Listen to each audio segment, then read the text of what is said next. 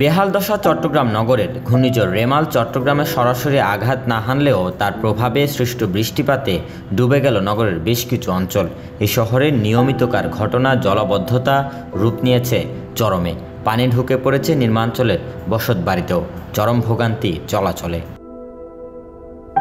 এছাড়াও অতিবৃষ্টিতে বিভিন্ন ভবনের নিচতলা এবং মিটার ইউনিট পানিতে ডুবে যাওয়ায় বন্ধ রয়েছে বিদ্যুৎ সরবরাহ। পানি ঢুকে পড়েছে হালিশহর বিদ্যুৎ অফিস ও সাবস্টেশনে।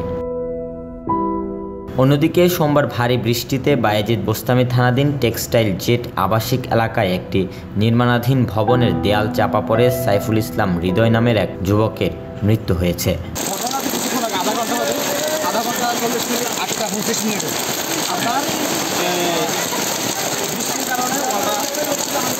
তবে আপাতত ঘূর্ণিঝড় রেমালে বড় ধরনের দুর্ঘটনা থেকে শঙ্কামুক্ত চট্টগ্রাম। শুরু করা হয়েছে চট্টগ্রাম বন্দরের অপারেশনাল কার্যক্রম। 18 ঘন্টা বন্ধ থাকলেও যানবাহন চলাচলের জন্য খুলে দেওয়া হয়েছে বঙ্গবন্ধু টানেল।